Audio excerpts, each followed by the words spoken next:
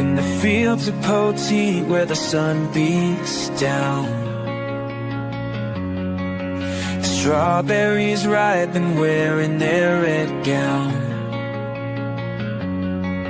We dream in the rose of future in bloom. With every sweet harvest, we'll break through the gloom. With dirt on my hands, I rise from the pain. So here's to the passion, the joy that we find. In the rhythm of hard work, we leave fear behind. Strawberry fields, so they're calling our name. In the warmth of poteet, we'll light up the flame.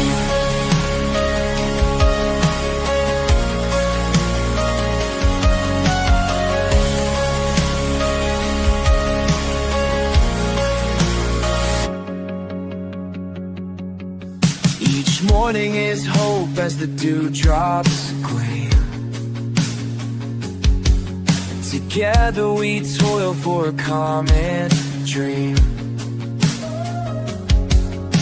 Days may be tough, but we won't retreat. In the heart of Texas, we'll find our beat. With the lift of our spirits, we'll conquer the night. So here's to the passion, the joy that we find. In the rhythm of hard work, we leave fear behind. Strawberry fields, oh, they're calling our name. In the warmth of poteet, you light up the flame. Embrace the struggle, let your spirit fly. In the fields of reach for the sky.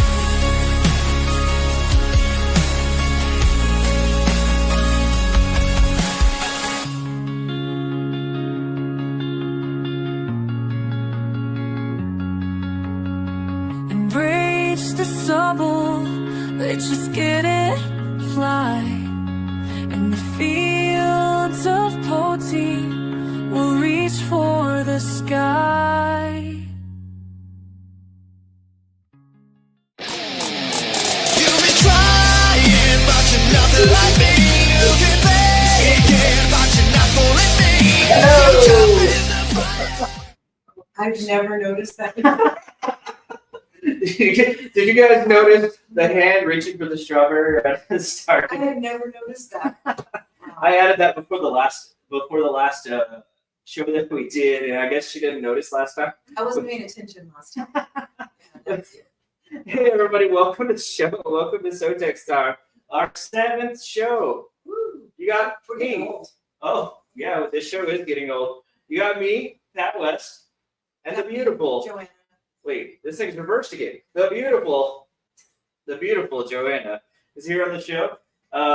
We're gonna have a lot of fun today. Wait. Somebody's missing. Oh, Somebody's missing. someone's missing? Someone's missing. Anybody have an idea who's missing? Was he imaginary? He might have been No. imaginary. We're missing Donovan today, guys. He had some personal things he needed to attend to, so he will not be here, but maybe he'll hop in on the comments later or something. Yeah. Joanna's missing him a lot. She was crying earlier. Make fun of me. Guys, welcome to the show. Joanna, Yes. what's going on outside? It's hot. It's hot. It's hot. It's hot. But it's getting cloudy, and there's a dark cloud right there. Yeah. So maybe, fingers crossed, we'll get some rain this evening. We'll see. Everybody says prayers for some rain because we definitely need it. But even with the heat, we still got some produce on the way. And actually, when I say on the way, we picked like almost 60 pounds of tomatoes this week. 60 pounds. And we sold all of them on one lady. Hey, what's your favorite variety? Do Oh, you have one? my favorite variety right now is the Brad's Atomic from Baker Creek. The Brad's Atomic. What do you like about I just love the color. So it's this crazy looking tomato. it? It is crazy. It has bright like neon orange, neon green, Yeah. neon yellow, and then the bottom's just like your typical red, orangey, strawberry, but it just looks so. The top is black. It's black. So it Almost looks like an explosion. black. I don't know. It's really pretty. It's Brad's Atomic Galaxy or something. Yeah. I can't remember. I'll find the link and I'll put it in the comments later. But it's an interesting looking tomato. Mine is still the bumblebee cherry tomatoes. Those are my favorite. But a close second is the queen of the wheat. We did start harvesting the pineapple accordions. Yes. This week. I picked one, and I'm sure you guys saw the picture if you follow our page. There's a smaller one. I picked one this thing. It's like I'm not even kidding you. Weigh 3 pounds. They used to call those tomatoes mortgage lifters, but yeah, we got a way bigger mortgage than that. So, but the one you picked earlier this week was a lot bigger and had a lot more rippling in the accordion structure, and it was delicious. I ate some of it. I think you had a couple bites, and then Grandma made some soup with it. It was delicious. fantastic. They're one of the super sweet. I don't want to dent it, but literally you can see I can push it into it with barely even pushing my hand at all. But I don't want to bruise it. Super sweet, super soft. They're ripe. Their flavor We should is. give away one. We'll give away one tomato. One tomato. So guys, we do have some some prizes today. And if you stick with us through the whole show, we're gonna ask 2 things of you. 1, stick with us through the whole show. 2, when we have our guests up, ask questions. If you ask a question, I'm gonna go ahead and just add your name to our wheel, and we will spin it. We have 2 hats. 2 hats. And they're different. I'm going to show the 2 styles. yeah, so there's 1 hat. Since we're talking with Game Warden, we went hunter style. Yeah, we got our hunter stuff. I don't know what this Nick says. I love you, Joanna. It's way down there at the bottom. I don't know why it's doing that, but Somebody who loves me. yeah, Nick says I love you, Joanna. But I have to disagree with the title on here. My mom is the best looking woman in life. Thank you. I don't agree with that title. That is not a self-given title. That's that guy right there. He's blind. Needs to have his eyes checked. I got 2020, man. I I was in the love Air her. Force. She's beautiful. Very beautiful. She's all right. She's no Joanna. What? But on that note, on produce note, we're still picking pearls. I mean, when I say we're picking pearls, we're not actually really picking pearls. I picked some of the pearls. If you guys want some pearls, let me know. But if y'all want to come pick pearls, we're allowing people to come into the pearl field right now. And many of you know that field was off limits during our regular picking season. We didn't want anybody in there just because not everybody knows what to look for. And we decided we're at the end of season. I think y'all are familiar with how they look and what they should look like when they're picked. So we went ahead and we opened it up so people can come and they can pick their own pearl strawberries. So if you're interested, let us know. Other produce, yellow zucchini, ready. Patty pan squash, ready. Patty pans are over there. Then we have some patty pans. We'll show you all that. If you don't know what patty pan is, we'll show you that to you later. Zucchini are done. Our black zucchini, or black beauty zucchini, completely done. The squash beetles murdered them. Melons, about 2 weeks. Give us 2 weeks. We're going to have watermelons up the wazoo. We're going to have cantaloupes. We're going to have batik samara. We're going to have Korean muskmelons. We're going to have Thai muskmelons. We're going to have banana melons. Did you plant tigers? I did not plant any tiger melons at all this year. I planted some in my little teeny tiny garden. They're not ready yet, but when they are, I'll let you know. Well, aren't you fancy? I know. Well, speaking of our special guests, we are going to have. Well, that was not a special guest. Are you sure? Yeah, that wasn't a special guest. So we're gonna have a guy that I met at a boat ramp one time. No, I've met him at the boat ramp a lot of times. But I'm gonna pull a picture. Should I be concerned? There's Brett. Hey, Brett. Hello, man. We're gonna have Brett on the show. He'll actually be up after we have this little commercial break here in a second. And then our second guest. So that was the game warden, by the way. in case you didn't know, he's a game warden. That's Brett Hernandez. Used to be the McMullen County Game Warden, and now he is the Lampasas County Game Warden. A little change of scenery, a lot less brush, a lot more lakes. We'll talk to him a little bit about that. We'll talk to him about his history getting into being in law enforcement and what he did before that, which was serving in the Army. That's awesome. Thank you very your service. Thank you for your service. When are we doing our first giveaway? That's what I want. Oh, we're gonna do them all at the end. All at the end. Let's get the fun stuff out of the Oh, way. man. I want to give away one of those strawberry pins. I know kids like them. So if you have kids, we're gonna try to give one of these away tonight. Yeah. So your kid can have a little strawberry pin.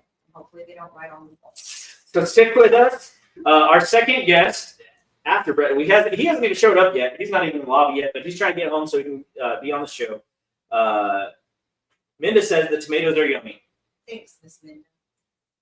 And our second guest is right there.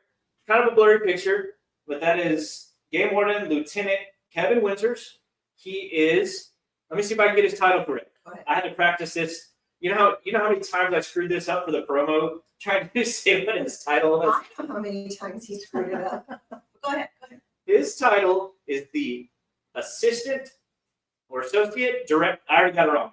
It's Associate Director of Wildlife with the Texas Game Wardens, and he works exclusively with the Texas Congress on policy. That's impressive. That's fantastic. That's impressive. Who better I've talk been to? practicing my game warden impression all week. We're gonna let you do that. I may do it later. We're gonna let you do that game warden. See if you chicken out when you're in front of the actual game warden. Yeah, I might chicken out.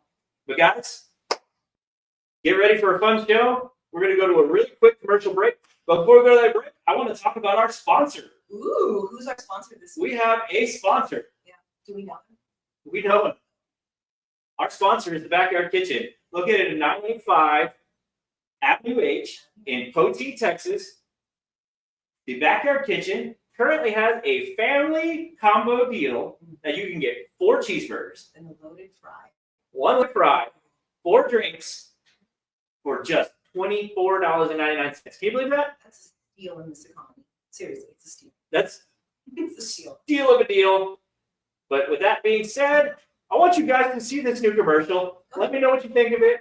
Brad absolutely loved it. But guys, we'll be back in a moment with our first guest.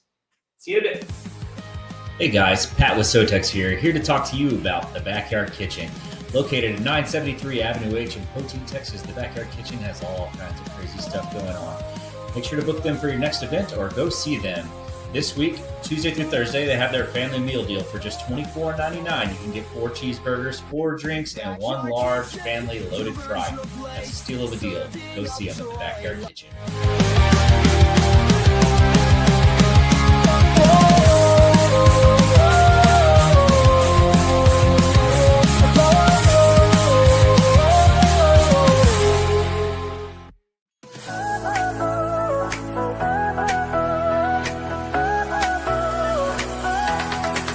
Are you ready to shine? Make your mark this time. SoTex Time is here. In the spotlight you'll climb. Join the wave of success. Let your brand be heard. In this vibrant show, spread the word, spread the word. Tune in, don't miss, now's your chance. Together we'll rise, let's take a stand.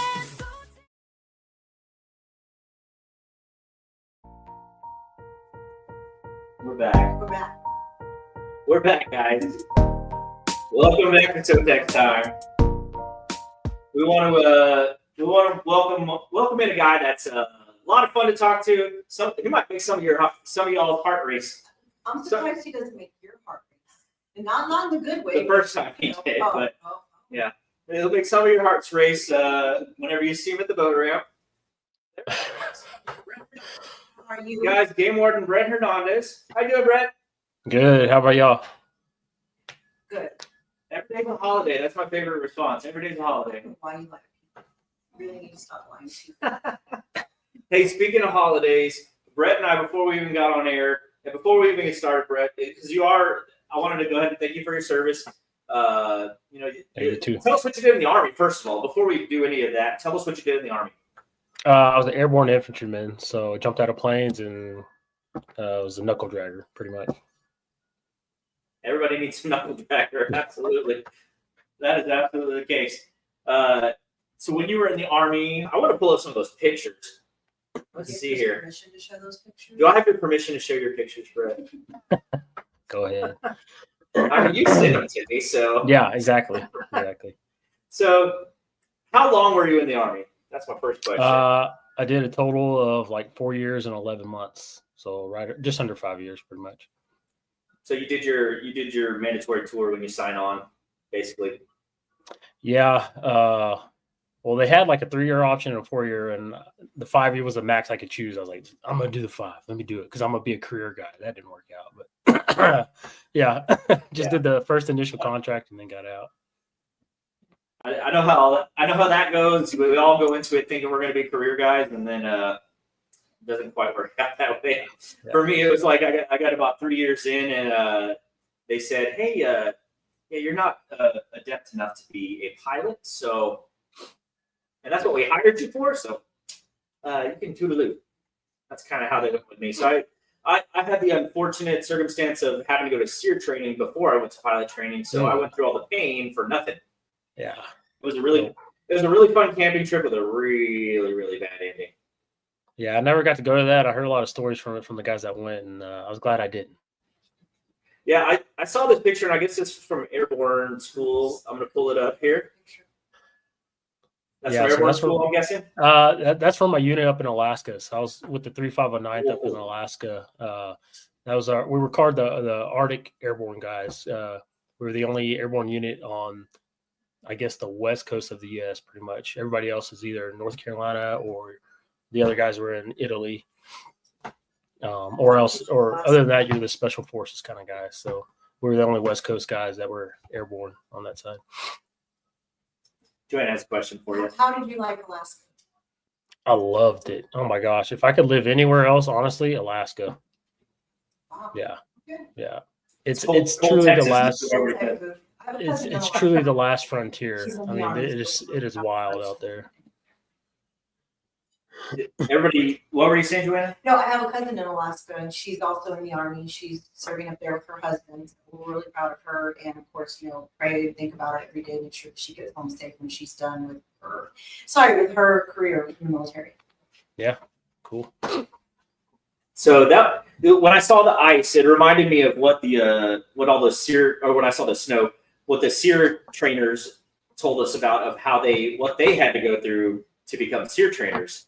They have to do every type of terrain that's out there. So they have to do desert, they have to do tundra, they have to do rainforest, they have to do all that stuff. And the tundra one, they will not let them go do the tundra training unless the temperature is below 10 degrees. Unless it's below 10 degrees. I believe it. Not cold weather, but that is cold. So you don't want to go to Alaska. Maybe visit. Yeah, for us to get our Arctic tab or to be even considered an Arctic trooper, you had to go through they called it the Arctic blast. You got to go out into the woods and stay out there, and it had to be like -30 or more. Cold bag it out in just a sleeping bag. Learn how to dig a little hole in the side of a hill, do some snow, what's it called with the skis, skiing around, and then do some other lanes. But yeah, that is same kind of thing. But I don't miss the cold, that's for sure. I do right now. I'm gonna be honest. At least our version of cold. Yeah. Well, as a game warden, how do you handle the heat? Are you mostly in a vehicle or indoors, or do you actually spend most of your day outdoors looking for stuff? So yeah, I mean, our motto is off the streets and on the creeks kind of thing. So we're really outdoors all the time, or try to be. I mean, we do look for our breaks in the AC, no doubt, but most of the time we're walking up and down the rivers or around the boat ramps, like how I met Pat. Just wherever we can get outside. I mean, that's kind of why we joined, being the game wardens, because we like being outdoors. We like being in the woods and outside. So yeah, that's how I feel about it for sure. Well, so you and I talked a little bit before we got on air, and I read you that little excerpt or meme or whatever, and both of us kind of got chills. So I want to read it to the audience. Before I do, just like I said, I want to thank you for your service. We do have Memorial Day coming up on Monday, and everybody, please don't say Happy Memorial Day. It's Memorial Day is a day of remembrance for everybody that gave the ultimate sacrifice. It's not supposed to be a happy day, but if you have fun and you're happy on that day, that's great, because that's what those guys fought for. And I'm sure you being in the Army, you knew some guys that paid that price. And Yeah. everybody that I've known in the Army knew some guys that paid that price. And even being in the Air Force, people that I went to OTS with paid that price. You know, I've been out of the Air Force now for 12 years, but I hear about people that I knew that were in the Air Force that just happens to. But let me read this before I get all choked up. Let me read this. Oh, I closed it. All right. This is about Memorial Day, y'all. Monday will be the most expensive holiday on the calendar. Every hot dog, every burger, every spin around the lake, or drink with friends and family is a debt purchased by others. This is not about all who serve. That day comes in the fall. This one is in honor of those who paid in life and blood, whose moms never saw them again, whose dads wept in private, whose wives raised kids alone, and whose kids only remember them from pictures. This isn't simply a day off. This is a day to remember that others paid for every free breath you get to take. Freedom. Wow. I just literally just got chills earlier, and I just got chills again. It hits you right in the feelers, and it's when you sign on, and I'm sure it was that way in the Army. The Army is very similar to how the Air Force is built. The Air Force is built off the Army. The Air Force used to be the Army Air Corps back in the 1940s. So a lot of the things the Army does with rank and different types of like you guys, we say I'm an American airman, y'all say I'm an American soldier, right? Right. Army guys, Yep. yeah, it's very similar stuff. But what they do go ahead and pound into your head is that you have to be ready to give the ultimate sacrifice for your country, no matter what. And a day can come anytime. So they always say if you have a religion, you have a maker, get right with your maker. Because you're doing it for everybody, and you're doing it for them. You're doing it for God, and make sure you're right with the maker before you go to war. Is that a similar thing that you experience? Yeah, and definitely do, because when we were in, the war was still going on, so you kind of expected to go overseas, and that was kind of known when you're in boot camp. Hey, get ready, because you're eventually going to go, or you're going to know people that go, and it's just going to be a fact of life. So yeah, it's definitely drilled into you. Some people like to, joke it's like brainwashed into you. I think it's more just instilled like that pride and that preparedness. Hey, this is what you signed up for. Just have that in your mind. Let's go get ready. Yeah. Absolutely. Let me pull up this picture. I think this is probably from basic. Oh yeah, that's from airborne school. That was so that was after my 5th jump to actually get certified to be airborne. So I was pretty pumped about that jump right there. That was fun. It was hot that day too. And all that's missing is the mustache. You don't even look any different. I know. Don't even look any different at all. Good genes. Yeah, I don't have good genes. I just wear shorts all the time. So it is what it is. Solomon's not here. You have to crack the jokes. I thought I was going to get away with no jokes today. She'll never get away from the jokes. I always bring the jokes. I'm gonna go ahead and pull up another. You sent me a bunch of pictures, so I want to go through them, and you just kind of tell us. Take us back to that moment in your brain, So I'm gonna pull up this picture that you sent us. Joanna's gonna lean over so she can see. Yeah, so that was me and my platoon at Cop Zormat over in Afghanistan in Paktia. It's a little combat outpost that us and a few engineers, some heavy artillery guys, and then like 2 cooks and a medic bay we're at that we shared with the Afghan guys right next to us. And that's where I was at for about a year overseas. Did you, so I know a lot of people had trouble actually trusting working with Afghanis. Was that an issue for you? Yeah, there was a few times where it got a little hairy. We had a few incidents while we were over there that there was that green on blue where they would turn on us or turn on their counterparts. So it was a real thing that happened while we were over there for sure. My cousin deployed twice to Afghanistan, and he was a contractor with the Air Force. So he didn't get to stay in the fancy hotels like all the rest of the people that deploy in the Air Force. He wasn't in Dubai or in Kuwait or any of those places where any of those places where you get to go swimming every day after you Yeah. do your duty, or go to Subway or Starbucks still, and a lot of those places you can still do that.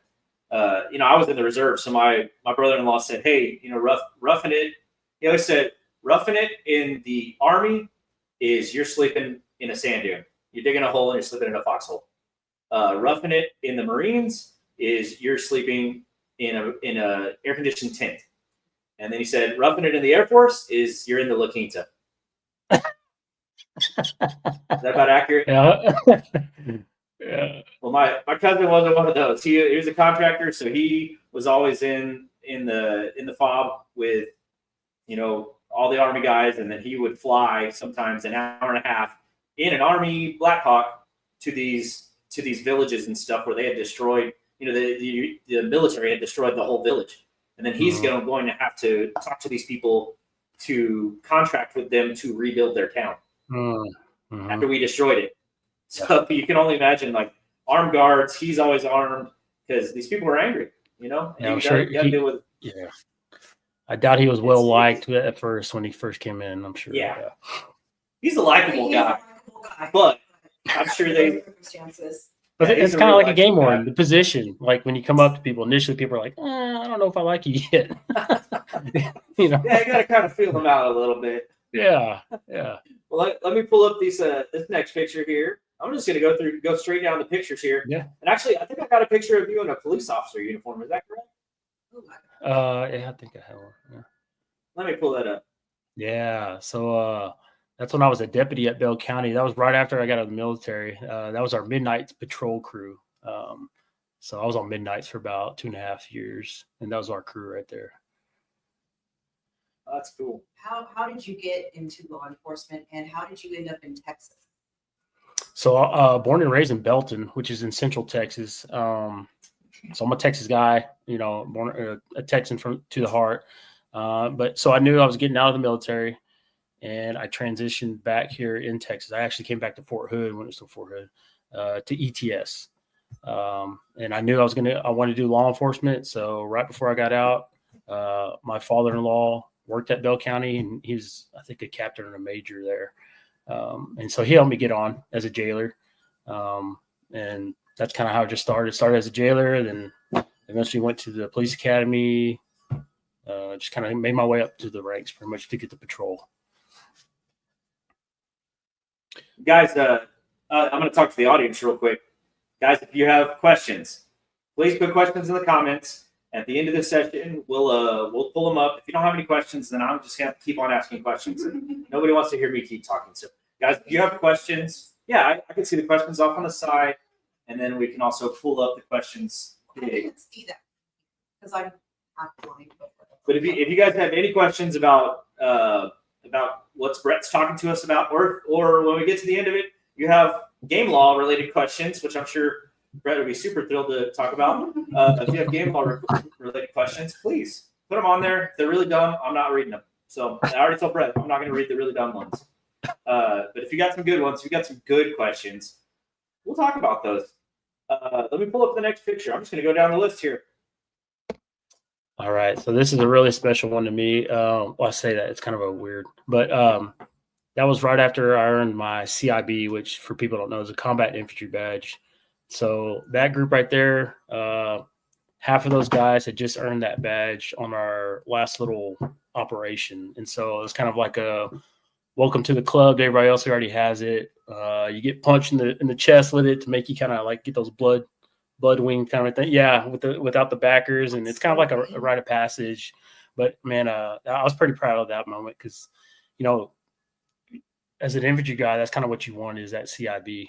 It's to show like, hey, I did my time. I actually went and did what I said I was going to do with my buddies. So it was a really cool moment for me. That's awesome.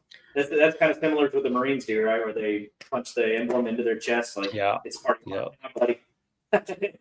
Yeah. No, I didn't ever. The only hazing I went through was I can't even talk about it. If I told you, I'd have to kill you. All right, next picture. What's going on here? So at that moment, we were in, I forget what they call them, but they're kind of like it's an up armored vehicle. and I was on the gun that day, and it was a remote turret gun. So my buddy next to me is like, "Hey, turn real quick, take a picture." So I just turned and threw up the horns real quick, and that was pretty much that one inside a armored vehicle on that one. Always having fun. I mean, you gotta have fun in everything you do. Yeah, You know? yeah. My first solo in the T6, they sent me up to an area that was right over the top of just outside of Piedras Negras, just south of Del Rio. And my area that I was flying, I heard over the emergency comm, and it was like unmarked aircraft, please land at Carrizo Springs. Please land at Carrizo Springs. Unmarked aircraft. And they wouldn't respond. And they're like, unresponsive aircraft, unmarked aircraft. And it was on the emergency channel. They're yelling at them the whole time. And then I hear they call out my tail number, and they say it's like November 653 T6. Stay on your current course. Stay on your current course. I'm like, okay. And then I see on my radar 2 blips that are going 5 times as fast as me, and it's 2 F-16s. Right past me, and both of them freaking did a nosedive straight down to that plane. And I was on a solo, so I went invert for like 10 seconds so I could just look straight down at them to see what they were doing. And they were on both sides of that plane trying to rock him down. He was coming across from Mexico, clearly bringing something across, and they were after his ass. And that was one of my most fun moments in the Air Force. Honestly, it was pretty cool. It really gave me some hope of like, maybe I could do that someday. And then they kicked me out of the Air Force. Womp womp. So I think, is this from you actually getting pinned? Yeah, that was he was the brigadier general. He was the main commander at that time. Oh, wow. He came from the biggest fob, and he pinned all of us at our little ceremony we had at that combat outpost. So that was pretty cool. Did he actually do the punching? He didn't. That was a little platoon thing afterwards. Yeah. Yeah. Y'all did the punch. Okay, I get it. It was a little rite of passage for you guys. Yeah. Huh? Yeah. By the end of it, my little badge is bent like backwards. So Everybody can punch, huh? mm-hmm. That's because you were well liked, or Yeah, just because everyone likes you so much. Maybe liked and not liked by some guys, I think, So it happens. yeah. Before I pull up this next picture, guys, we're still waiting on any comment. Any question? Any questions? I know we haven't even gotten into the game warden stuff yet at all. But if you guys have questions for Brett Hernandez, Lampasas County game warden, if you have questions for him that aren't dumb, ask the question. They always say there's no dumb questions, but I don't believe that. Do you believe that? No, I believe there's no dumb questions. There's definitely dumb questions. You will not learn if you don't ask, and you never get what you don't ask for. Brett, are there dumb questions? I want to say no, but yes, sometimes there are. Yeah. All right, let's pull up this next picture. That's me and my best friend. He was my best man at my wedding, and that was right before a little patrol that we went out on. You kind of get a little bit of downtime right before you walk out, and we just kind of sat down and took a little candid photo again.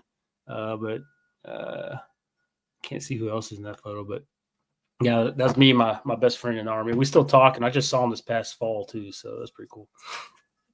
That'd be awesome. It'd be fun to have you back on like July 4th timeframe or Veterans Day. And we'll bring him on too. We'll have a good old time. That'd be cool. I'm gonna read some comments real quick, and they're not from they're not questions for you, but I'm just gonna read some comments real quick. Joe Garza says, "Howdy, gig 'em from Hawaii." Oh, nice. Hawaii. Joe, I hope you watched that A&M Auburn game because they laid the wood. It was good. It was real good. I heard from the other room that it was a good game. That was a real good game. I liked it. I hope they do about 4 more just like that, and then they'll get into the NCAAs. We'll see. A&M has been breaking. I don't know if you've been watching sports at all this year, but A&M has been breaking records in all the wrong ways this year. Yeah, they started up here and then. A&M baseball team started number 1, and they could be the first number 1 to the preseason number 1 to not make the tournament at all. Wow. It could be the first one. And then the women, the softball team, they were the first number 1 seed in the softball tournament to lose in their own regional. Yeah. That was what the yelling was about. Yeah, that's what the yelling is about. Yelling at softball. There's any one thing that'll get me going more than my wife. It's sports. It's Aggie sports. So, and then I'm gonna pull up one more from Joe. He is saluting you, sir. Thanks, Joe. All right, so I'm gonna go ahead and pull up some more pictures next in the line here. That was fun. Yeah, that was my team leader. Right after we kind of got into a little skirmish, we had the photo guy with us that patrol, and team leaders just kind of give me some direction on that and kind of where to, sectors of fire and all that. So I didn't even know he took that picture till after the patrol, and the camera guy was like, "Hey, look what I got! It's a pretty cool photo." I was like, "Oh, dude, send that to me. That is cool." Yeah, that's really. And that was you were literally in the middle of a firefight and you took a picture. Yeah, like had just happened. Either it had just happened or was about to happen. And I think that's why he's one of those photograph guys that was trying to get, in the moment pictures and stuff like that. So Gotcha. I'll pull up this next picture. You sent me a lot of pictures. yeah, Well, I'm getting to the good stuff. This is on our way back from Afghanistan, and where you stop and they give you like a 2 beer limit every night. And needless to say, we found ways to get more than just 2 beers at night. You know what I mean? So you always do. Yeah. They put a limit on you. Like limits are made to be broken, right? Mm-hmm. No, you're supposed to answer no, Brett. It's all right to be broken. Got it. Supposed to answer no, Brett. All right, tell us about that picture. Another little pre-patrol photo. That was kind of like the guy in the middle there, Efren Orozco. He's one of my good buddies too. And then the rest of those guys are all team leaders. So I thought that one was kind of funny because all those guys were like in charge of me and always kind of hazed me a little bit, but I kind of looked up to them. So it was like the group of guys that I looked up to that, treated me like little brother. Yeah, that's how I feel about Joanna. What? I'm your little brother? No, you haze me, but I look up to you. I haze you, but okay. Whatever you say. Sometimes, Brett, I'm out there picking strawberries. I just feel a strawberry hit me in the side of the face, and I'm like, that's a lie.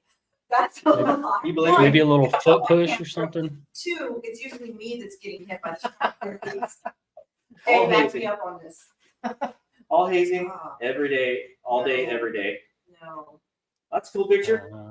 Yeah, so that's from that same one where as soon as we all got pinned, it was just a close up that somebody took with the CIB ceremony thing. We got somebody pulling in our gate right now. So, like, did Winters drive here to be on the show? That'd be so cool. I don't think so. That would be so cool. Because he hasn't come on yet. Yeah. I don't know who that is. Maybe they'll call. I'll keep an eye on my phone. Yeah, our gate hasn't been closing lately, so I'm guessing the next 2 pictures you got pepper spray or mustard gas. Oh yeah, that's from the Game Warden Academy right after we got maced. Mace. I just thought or OC sprayed, whatever you want to call it. The worst experience I've ever had. I've done it twice now through 2 different police academies, and it absolutely works on me. I hate that stuff. Yeah. Yeah. Look at that. Does not look Yeah. like No. my phone up here. I can see the pictures. That was like me trying to drown myself in that bucket of water just to kind of get some kind of relief. You're supposed to tell us that it was like the coolest ice bucket challenge that she ever did or something like No, that. I wish it was ice. Ooh. So that was at the Game Warden Academy then. Yeah. Mm-hmm. I think I got one more army picture here. So that's me and my buddy Haskins. We were roommates over there in Afghanistan in our little wood hut. It was right before patrol. Most of these are right before patrol or right after. It's kind of hard to get the in-moment ones, but he's another really good buddy of mine that I still try to keep in contact with. His family's from Okinawa. So, wow. Yeah, he got a really cool family history. Well, thank you for your service. We're running up on a wall here, so we're gonna go to a real quick commercial break, and when we come back, we'll talk to you about your Game Warden experiences. We will be back. I want to know how you met Pat. We'll be back in 40. That's what I'm gonna start. Yeah, How yeah. you did that. Oh gosh, we'll be back in 47 seconds. Are you ready to shine? Make your mark this time. SoTex Time is here. In the spotlight you'll climb. Then I realized Join the wave of success. Let your brand be heard. In this vibrant show, spread the word, spread the word. Tune in, don't miss, now's your chance. Together we'll rise, let's take a stand. SoTex Time, where your dreams collide. Come and advertise, let's take this ride. With every show, we bring the spark. Join us now, light up the dark.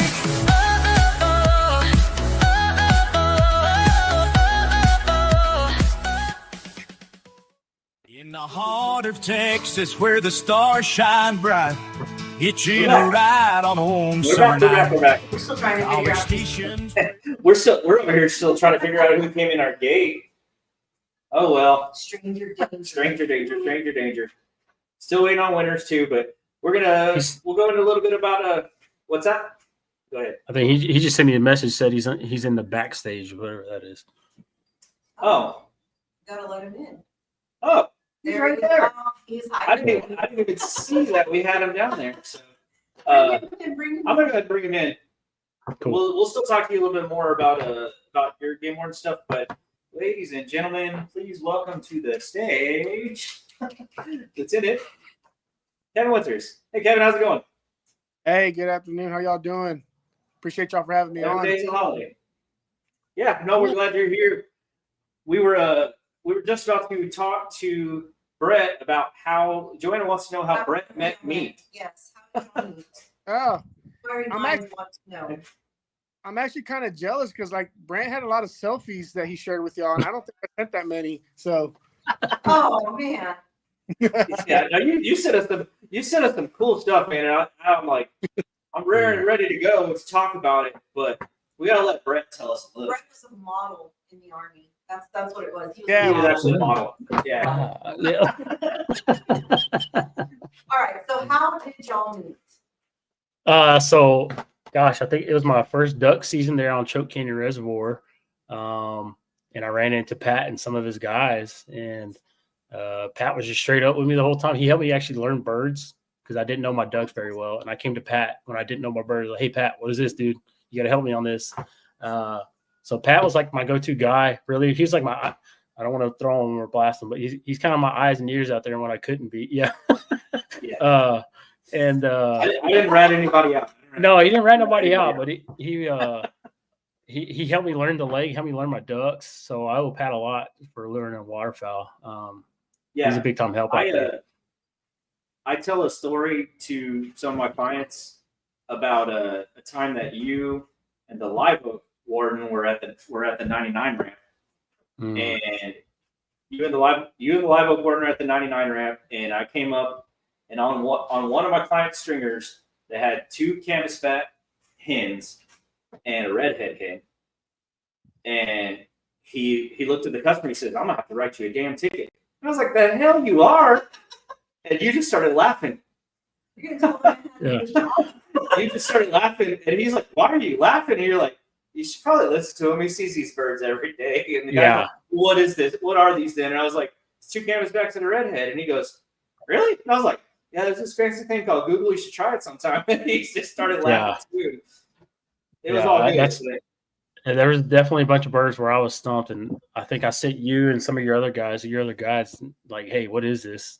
And that was the only way I could figure those out. So, yeah, I mean, there's times on our boats, maybe 3 years ago, that each one of our boats was bringing in between all of our clients 700 to 800 birds a year. It was a good year. That we were logging off of our boats, and sometimes those hunts were 5 and 6 guys, so it adds up pretty fast. But we see a lot of birds. we're able to figure it out. But yeah, that's how Brett and I met. That's cute. I do want I'm to. glad you could be helpful.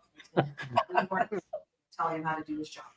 But before we switch over to Kevin, I do want to pull up this picture, and I think this is old Fred. This is what we call the big gator. But yeah, dude. So I had a guy I checked at the ramp who was out hunting that morning. He said, man, I got a pretty cool picture, and that's the only thing I got because I left everything else out there. He's like, dude, I went and put my decoys out, and I started walking back to our little set, and I turned back, and I saw this thing coming straight through our spread. And he's like, that's it. I'm out. You can have those. And I was like, dude, you got to send me that photo. That's a really cool photo. So that's how I got that one, talking to that guy. And Pat wonders why I worry about him out there. Yeah. Shouldn't worry about me. They're more afraid of us than we are of them. That's 100%. But yeah, go ahead. The mystery's solved. I know who was here just now. Who was it? It was our sponsor delivering food for our daughter. Apparently, she ordered from Backyard Kitchen. Our sponsor, Backyard Kitchen. So guys, if you they deliver. If you're in the Potomac area, you want a cheeseburger, you want some nachos, you want any of the things that they have on their menu, and they have a huge menu. Right now, they have a family special, so you get 4 burgers, 1 specialty fry, 4 drinks for $24.99. Family deal, steal of a deal. It's good. They will not deliver to Austin or Hawaii or anywhere like that. So sorry, guys. But Kevin, I want to go ahead and bring you up. How's it going, buddy? It's going good, man. Thank you for having us, Pat. Appreciate it. The invite.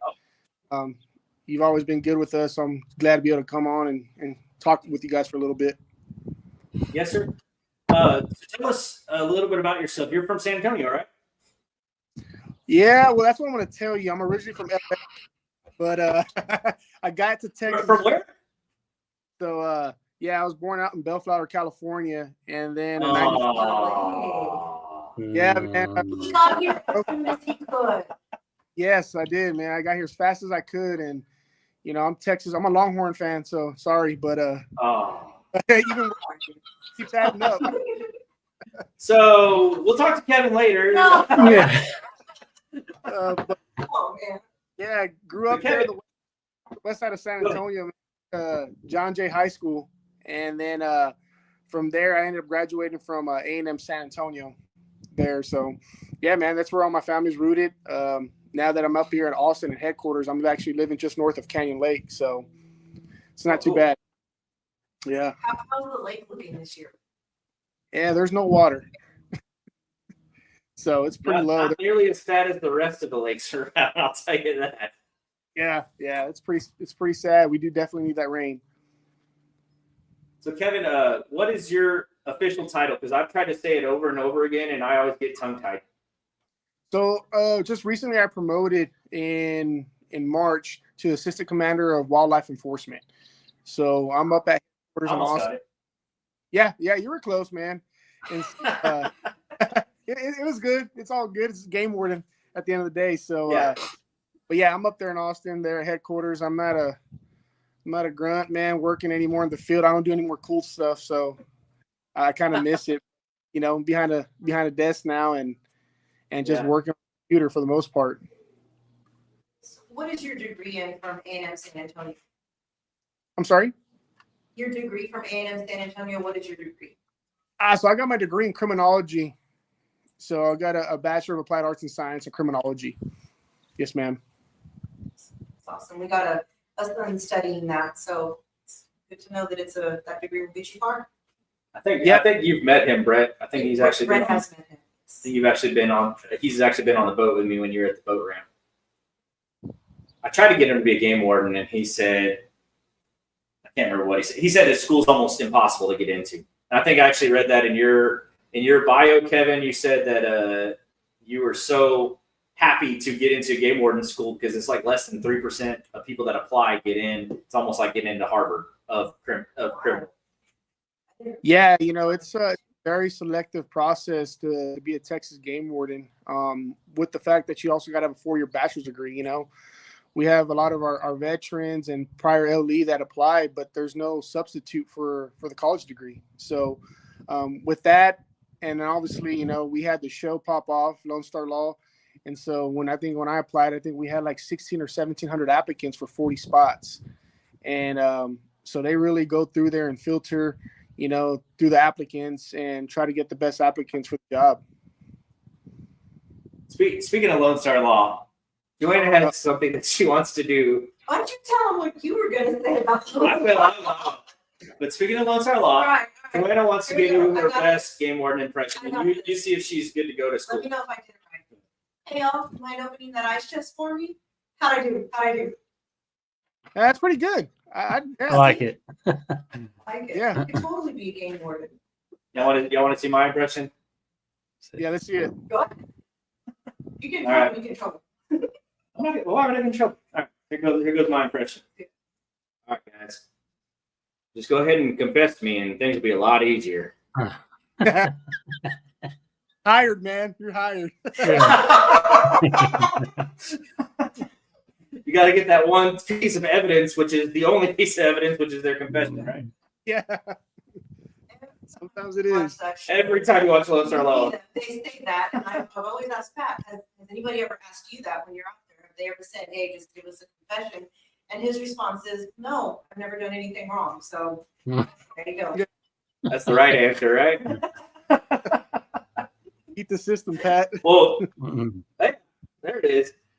So, Kevin, did you start out in the Border Patrol? Is that correct?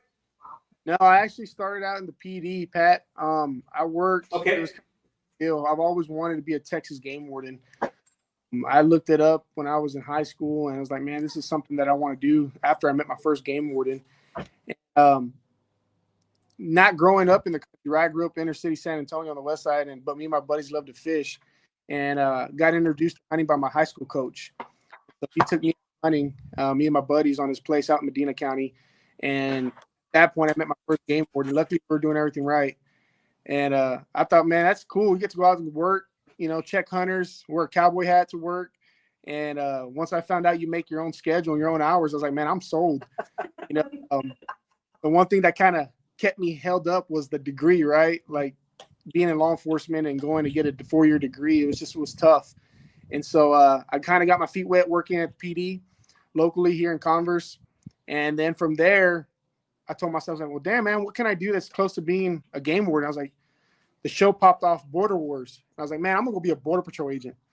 And so I put in for Border Patrol and got picked up and entered on duty with them in 2011.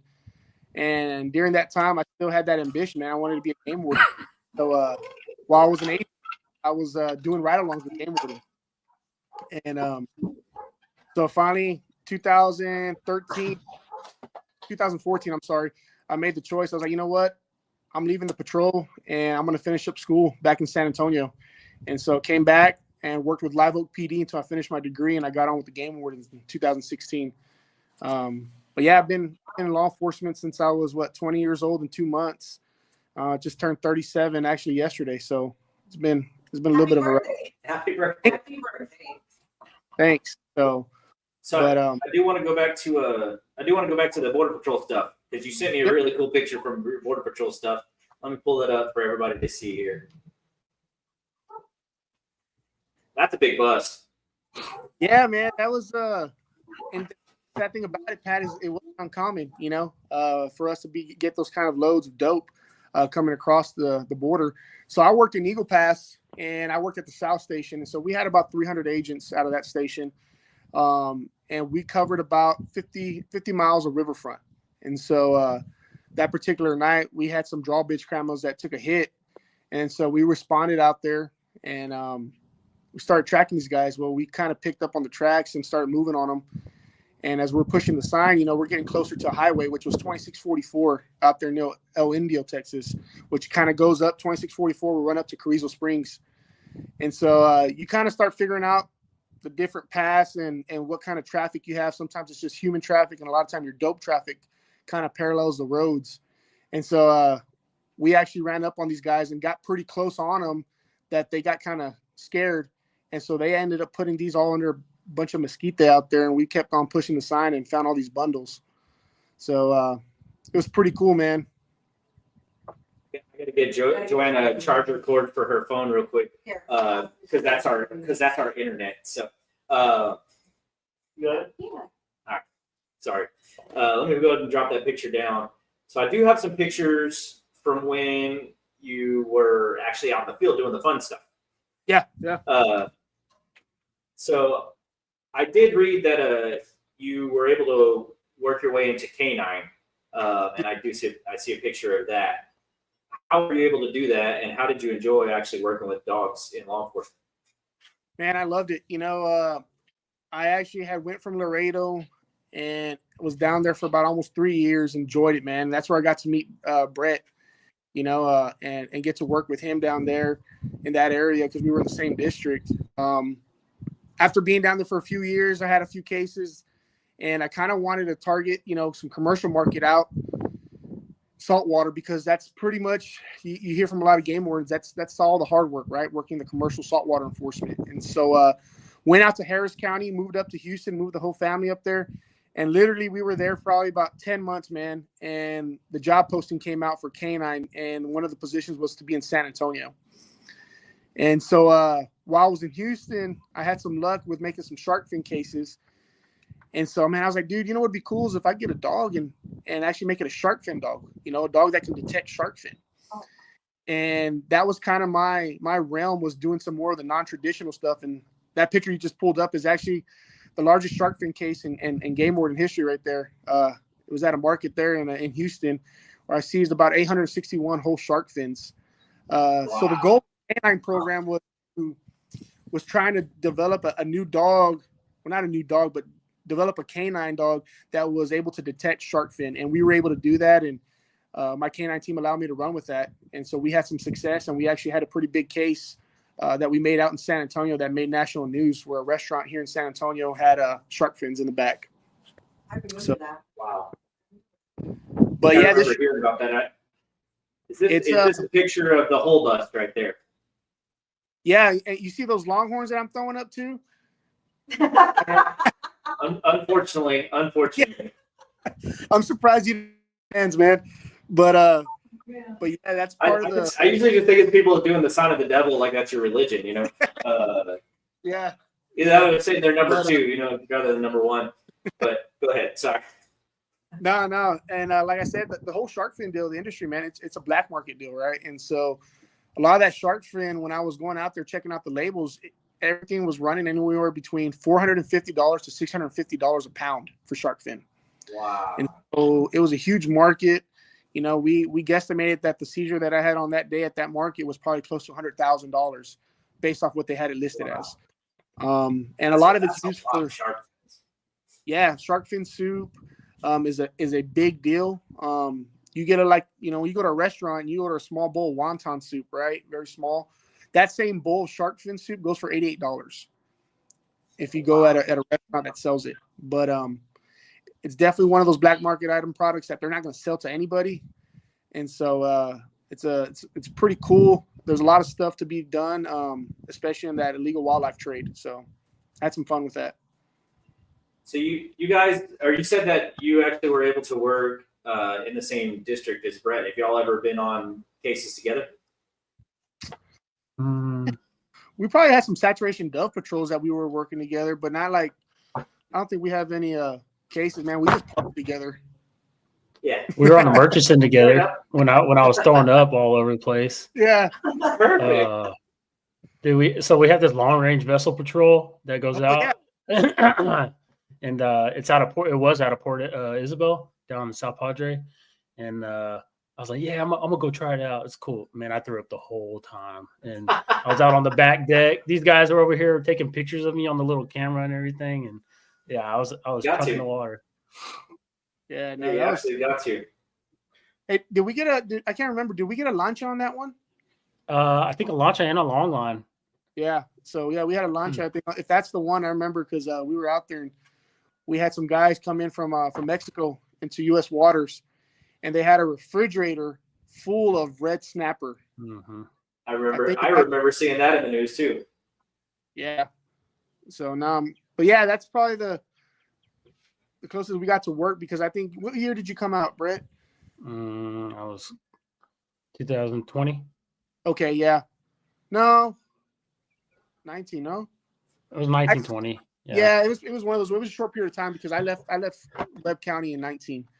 So it was a short window that we got to work together in the same district. So I have a really intriguing picture that you sent me, and you sent me the link to it, but can you tell us a little bit about this? Yeah, man. So Believe it or not, it was my day off. I was checking emails on the crapper. I'm gonna be honest with you. And I saw this come in, because we get notified every time there's any type of aerial activity taking place in your county, right? And so I knew this ranch, and I knew they did a lot of exotic hunts, but it was kind of weird because I noticed that they had a bunch of hunts that they were offering up. Were not hunts, but they were going out there to manage a bunch of wildlife. And I was like, man, this doesn't make sense because they have an opportunity to sell these hunts. Long story short, man, I go and interview the guy, the pilot, who's on the far left, right behind the Aoudad, and talk to him. His name was Inocente Sanchez. And so come to find out, those guys went up to go find an Aoudad because they tried hunting them from the ground. They couldn't get them. So they went up in the air to go hunt this Aoudad, and these guys had paid about $12,000 to shoot 4 animals. And so any type of sport hunting from a helicopter up in the air, it's deemed illegal by both state and federal law. It's a violation of the Airborne Hunting Act. I ended up meeting with the guys. The guy on the far right was an outfitter who was a guide, and then the guy in the middle was the actual hunter who was from out of state.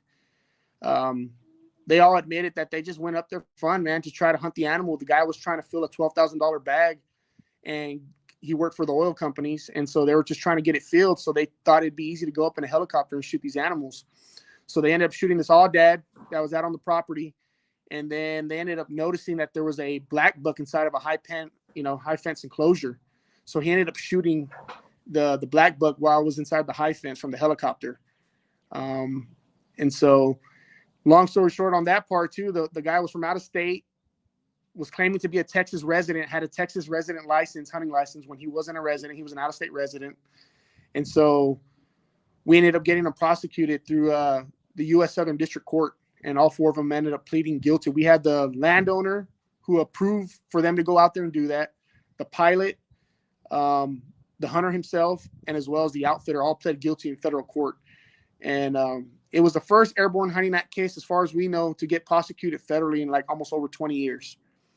So it was pretty successful, man. It was a pretty good case. And it just happened to be, like I said, man, I was just kind of looking over emails and found this. Well, I've only ever had to deal with a federal game warden once. How did that go? That's it. He actually gave me a warning. What did you do Oh, We were or not do? we were 7.5 miles offshore. We were a half mile outside of state waters, and I had a state limit of snapper. So he confiscated my snapper and wrote me a warning. Well, it was the state game warden that wrote me the ticket, and then the federal warden called me and said, "Hey, this is the evidence I have." And I was like, "That's absolutely correct." And he's like, "Well, tell you what, you're going to get a warning, and it'll be deferred to adjudication." So that's the one time I've dealt with a federal warden.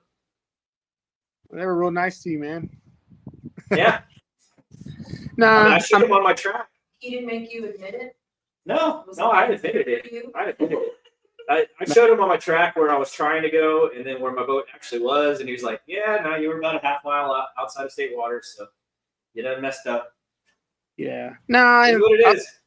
I'll be honest with you, Pat, man, most of us, game wardens, even the federal guys, it's not about numbers or tickets, right? Like for us, it's about going out and educating people, because a lot of times people just don't know the rules, it gets so confusing.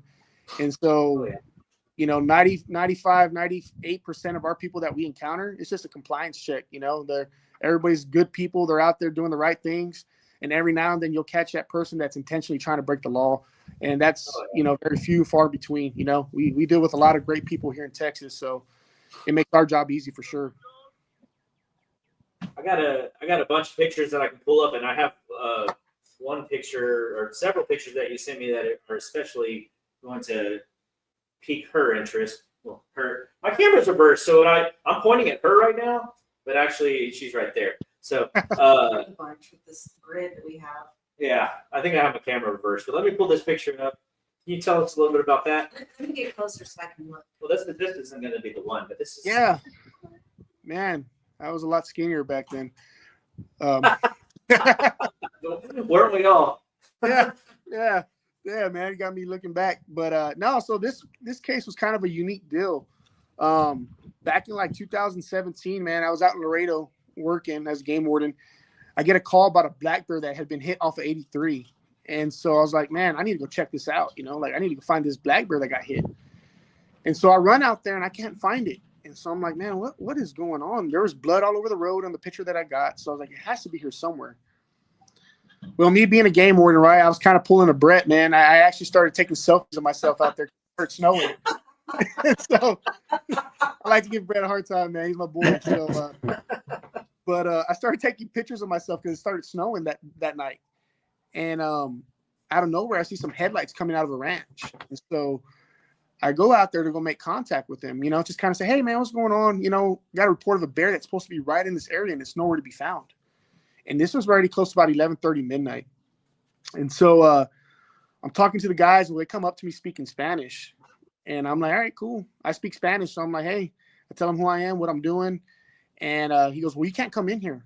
And for me, it was kind of odd because I wasn't even asking to go in the property, right? And so I'm like, well, what are y'all doing?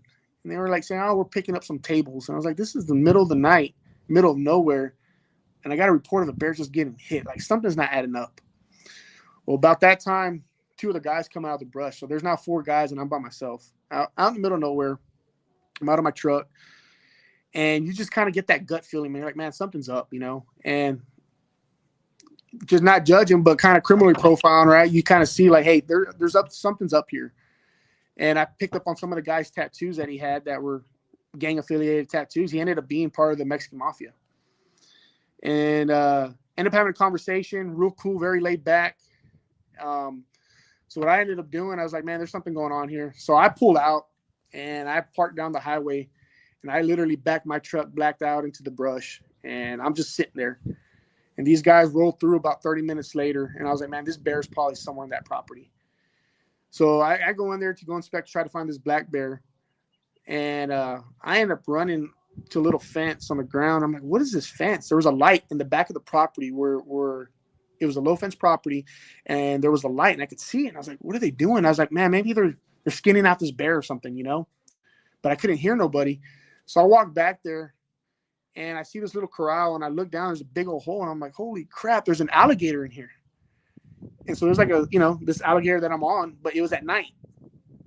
And me being who I am, I see a high fence literally right next to me. And I look up, and I was like, why is there a high fence right here? And so I go up, and I start playing with the locks, right? I mean, that's game warden, man. You're going to look, you're like, is this thing locked? And I literally looked down, Pat, and there was a white tiger just staring at me. As I on the lock, and I was like, holy crap, you know? And this was the female tiger that was laid up against the fence at that time. And so I knew at that time, I was like, man, there's something going on here, right? Like, obviously these guys got tigers, they got alligators. And so I went ahead and bumped out, came back the next day with the feds because I had a good contact. And while I was there, one of the guys was walking into the property and we contacted him. Well, after I talked to him and interviewed him, he's like, man, I don't know if you know this, but there's a ranch across the highway and they got some bears. I was like, you got to be, kidding me. Like, seriously? And so we go out to that other place and sure enough, there's 2 black bears. And this is him right here that they had in their possession, man. And obviously, as you guys know, black bears are considered to be a threatened species in Texas. And so, at this point, I'm just kind of like, all right, man, we got a lot going on here. And these dudes are some heavy hitters with somebody, And after this comes out, I ended up working because they didn't have the required permits. You cannot possess, obviously, a threatened species without permits. The alligator, you got to have permits as well. The tigers, there was actually a county ordinance that prohibited the possession of dangerous wild animals. And so we ended up working on the seizure of this. And little did I know, by the time I knew it, man, I was getting calls from everybody. The FBI, DEA, ATF, everybody was calling. Like, hey, man, we heard you got some tigers. I was like, yeah. They were like, well, we got a bunch of heavy hitters that are posing with white tigers in this area. We just don't know where it's coming from. I was like, well, I know where they're at, man. Like, I met the dudes. Well, I ended up talking to them, and they end up calling me in, and they're like, hey, we got to know, man, like, who are you talking to? So they pulled out this big old board. I felt like I was in a movie, and they have all these mugshots, these pictures. And I'm literally going through them, and I'm like, oh, not that guy, not that guy. And they're like, oh, I go to the very top, the main guy that's pyramided off of him. Like, yeah, he was calling me. I was talking to him. And they're like, you were talking to so-and-so? They were like, yeah. I was like, we haven't seen him in 10 years. We've been looking for him. I was like, well, he's calling me on my cell phone, guys. So I was like, he's telling me not to take his tigers. And we ended up seizing his tigers. He ends up getting picked up by the U.S. Marshals shortly after that. And whenever they were going through his phone, they ended up finding that cub bear. He was taking the cub bear a bath. And so I was like, all right, cool. The bear came from here. What happened was they were walking that bear that night, that cub bear. That was a cub from those 2 bears that you have a picture of. And he heard the vehicles passing on 83. Well, he had associated those vehicles with food. So he took off running towards the road and got hit. And that was the picture of that black bear that I had received in the first place. And so we ended up seizing the bears. They ended up going up to a zoo. And the tigers ended up going to a sanctuary here in Texas. And the alligator ended up also going to a facility to house them as well. But yeah, you never know what you're going to run into out in the field. You know, you're just kind of just walking and you're doing your game warden work. And by the time you know it, you're running into a case with individuals from, cartels and that are in possession of all these, wildlife, and it's a big deal, and a lot of people really don't know, but, you got human smuggling, you got drug smuggling, you got money laundering, and number 4 in the world is wildlife smuggling. It's a big industry where a lot of people make money off of. So it just happened to be that something that I ran into while we're out there doing our job, So that guy you ran into, his nickname wasn't El Viento, was it? Oh. No, actually, they called I him know El where you're going with Tigre. this. So no, go ahead. I was his name was El Tigre, so no, it wasn't that guy. Okay.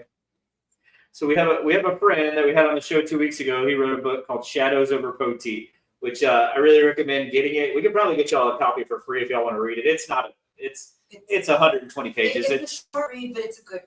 It's a good read, and it's loosely based on somewhat on reality, somewhat not on reality of things that happen in Poteet. So I don't want to know. I actually don't want to know because of what's in it. But I think we could probably get y'all some copies if y'all are interested in reading the book. But you got to tell them the character's name. But the main cartel character, when you said he disappeared for 10 years, the main character in the cartel in this book disappeared for 10 years, and his name is El Viento. He's the wind. He moves like the wind. Yeah, Change his name. That's probably what it was. And then he's friends with Carmen Sandiego or whatever, and he's friends with Clay Rios. Clay Rios is Clay Rios. No. No, Clay Rios is chasing him, and some senator is like actually friends with the cartel person, and everybody's like, it's a good read. Like I said, it's a really good read. But it's a good read. It's interesting, and there's a part 2 that will be coming out probably about the next year, I would say. Yeah, he'll be coming out with a part 2. But he's a local guy, and he wrote a book. Like I said, it's only 120 pages. It took me like an hour and a half to read through it, but I think it'd be a fun little read. It kind of reminds me of those corny crime shows where they're like, they go start chasing somebody. They walk up on somebody and they're like, "Hey, you!" And the guy's like, "Oh shit, gotta go." Starts hauling ass. And then when he catches them, the guy spits on him. The corny crime shows. Yeah, some people are into that. But on that note, so guys, we're gonna go to a quick commercial break. But when we come back, I want to talk a little bit to you about OGT and gear for game wardens. I know Kevin, you're definitely very involved in that. Brett, I don't know if you're involved in that very much, but I would like to find out. So when we come back in a minute and 14 seconds, we will talk to you guys about that. Hey guys, Pat with SoTex here to talk to you about the Backyard Kitchen. Located at 973 Avenue H in Poteet, Texas, the Backyard Kitchen has all kinds of crazy stuff going on. Make sure to book them for your next event or go see them. This week, Tuesday through Thursday, they have their family meal deal for just $24.99. You can get 4 cheeseburgers, 4 drinks, and 1 large family loaded fry. That's a steal of a deal. Go see them at the Backyard Kitchen.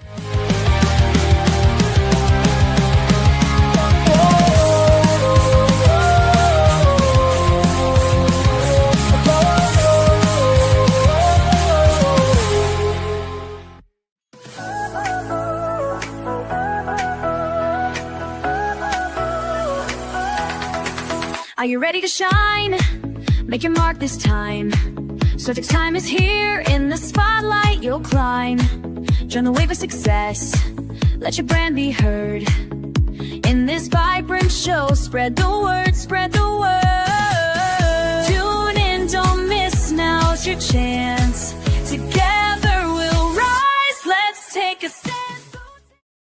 The fields of Poteet where the sun shines hot. Red strawberries Welcome back. popping, yeah, we gave it all Welcome we back. got. Welcome back. Face Welcome back. drops. I don't know what happened to Joanna. Joanna left, but Disappeared. she was doing get herself some water. I think. Come back. Yes. Unless you don't want me to. No, come on I back. didn't know what y'all were You're, talking about. you're definitely the looks of the show. You got all three of us beat Gosh. by far. Come on back. Well, guys, welcome back to SoTex Time with Pat and Joanna. We got Kevin Winters. Is your rank still Lieutenant, Kevin? No, I'm assistant commander. Okay, Assistant Commander. So I need to stop calling you Lieutenant then. Commander, sir. Hey, man, whatever. Do we have to call you like Your Eminence or something like that? Oh. Your Majesty?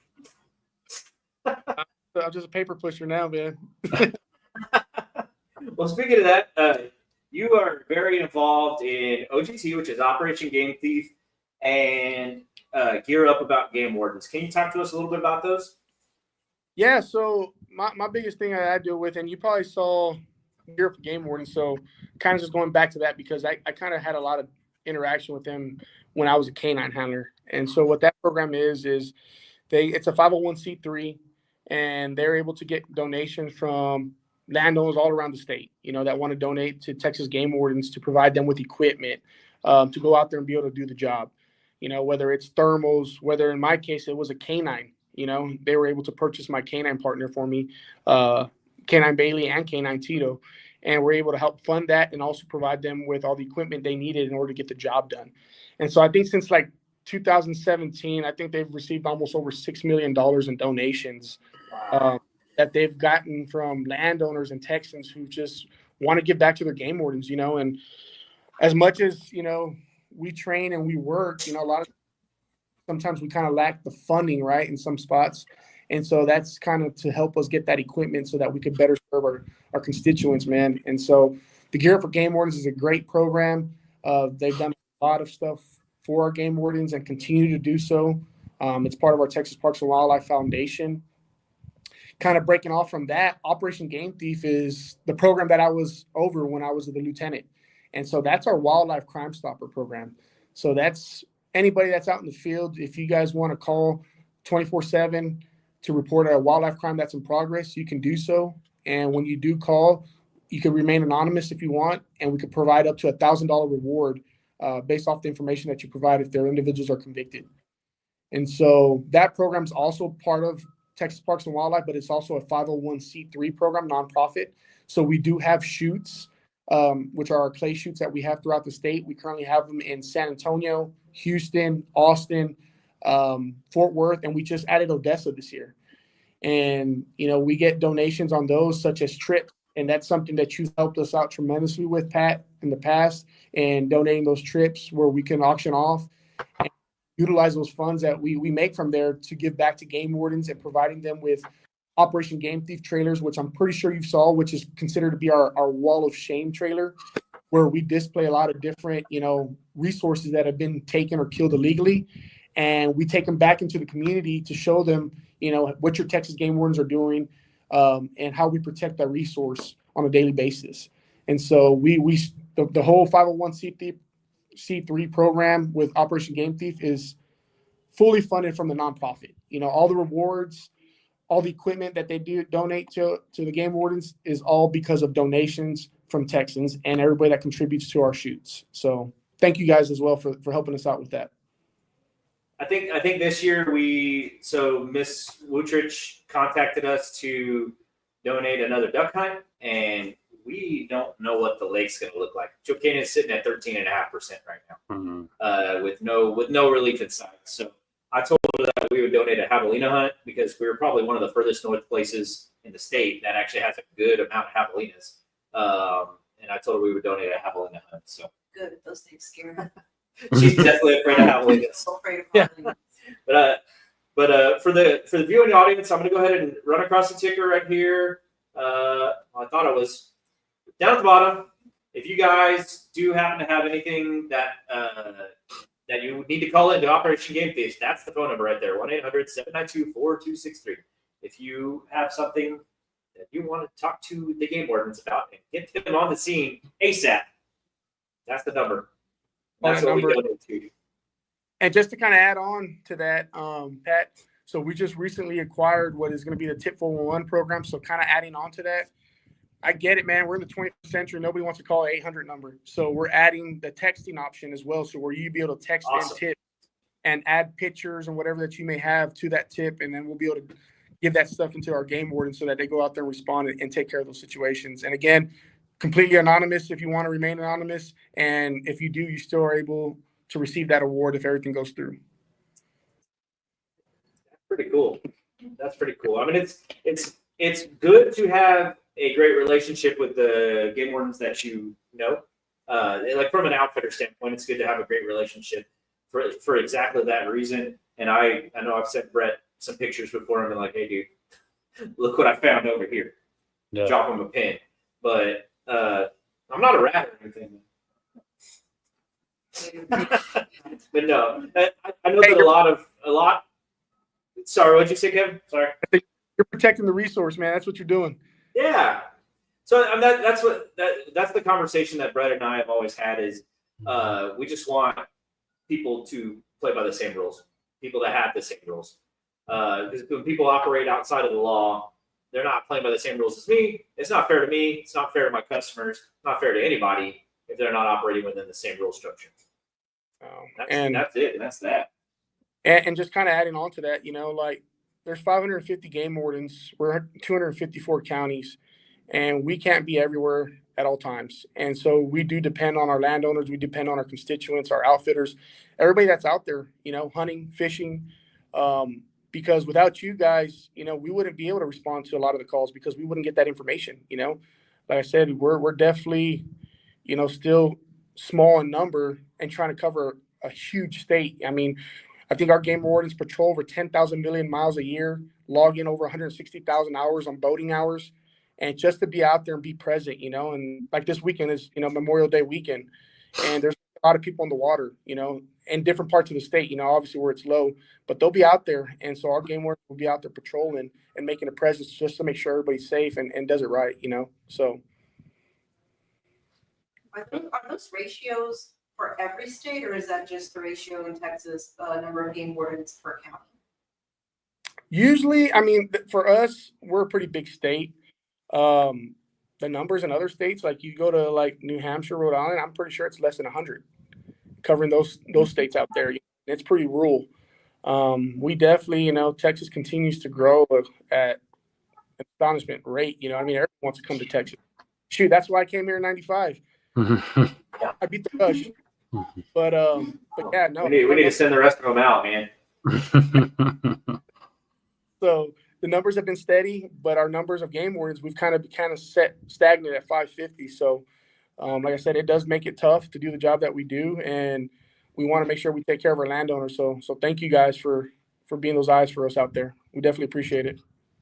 It's our pleasure. I want to read a couple comments while I got you guys on here. We still haven't got. By the way, everybody that's watching, we only have 4, 5, 6 viewers right now. I'll show the goods. Comment a question. If you have a question for these game wardens, you literally have access to these guys. You can ask any question that's not dumb. Don't ask a dumb question. You scared people now. I think I scared off the question. Now Ask dumb questions. Go ahead. But guys, if y'all, think it's dumb. so this is where we have 2 hats and we have 2 bags of freeze-dried strawberries and a pin that we'll be giving away. You pick the color. Doesn't have to be the white one. If you guys will just ask some questions of our guests, so I can pull them up and they can answer those questions. But I do want to pull up a couple comments. One, that story you told, Kevin, about dealing with a guy in the Mexican Mafia was very intriguing. And we have a comment from Chris Wheeler, who's one of my hunters, one of my regulars. He says, that's a heck of a story.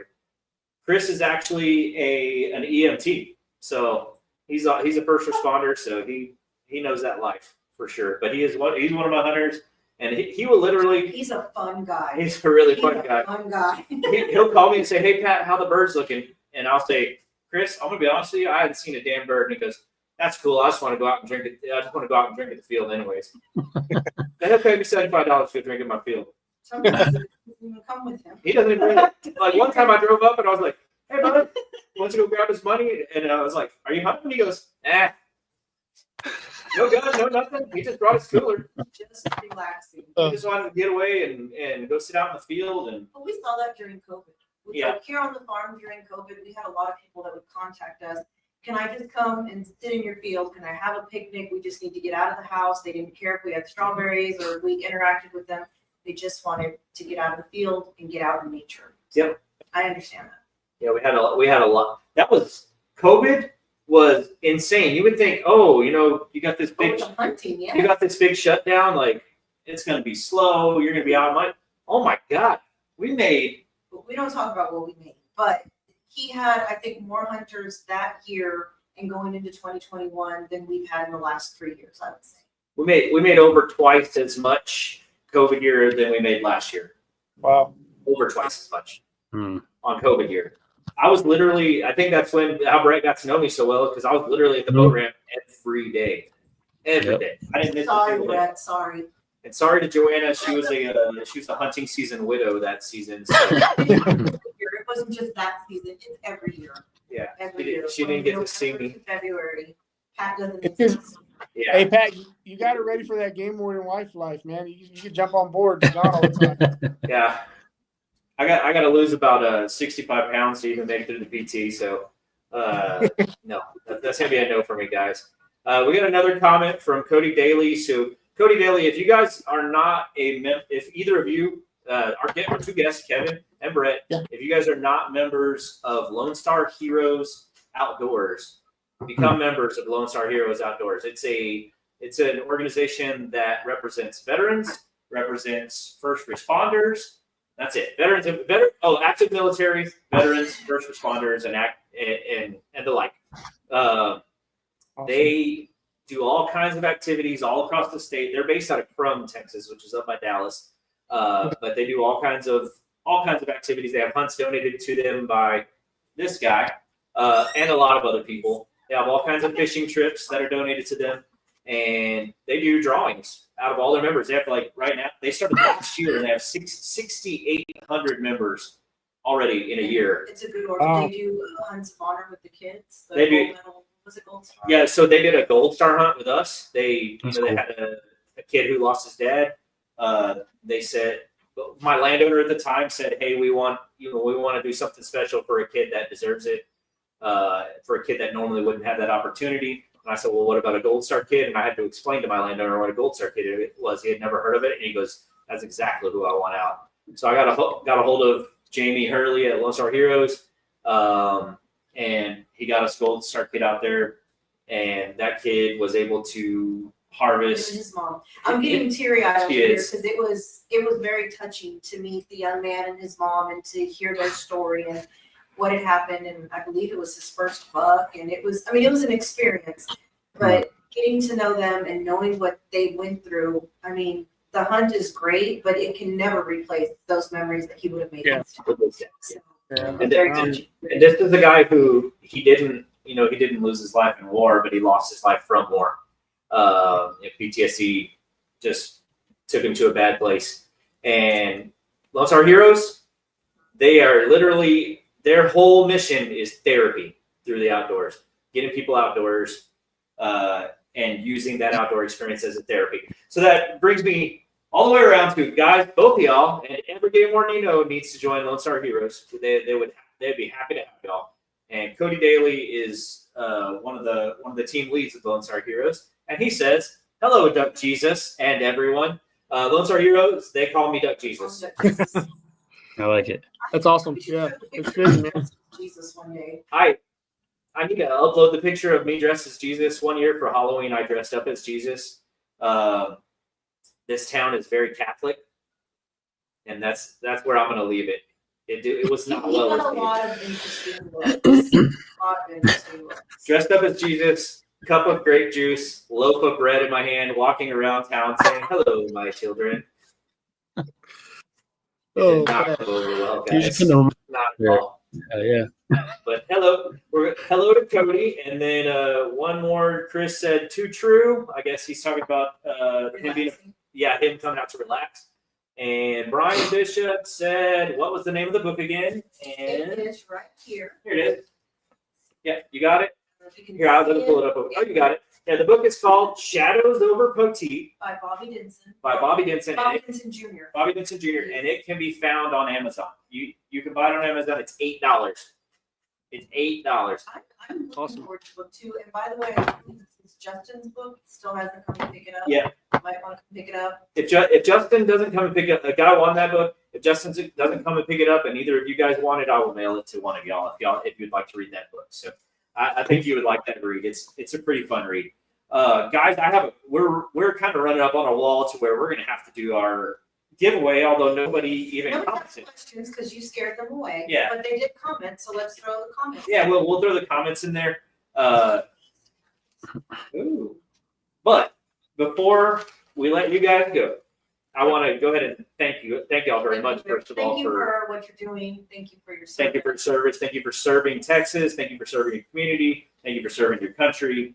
Thank you for protecting our resources. And thank you for being a part of OGT and a part of Gear Up, which I know Gear Up, it fills a lot of gaps, typically. The gaps that would be left from state funding, that's the public funding that goes towards that.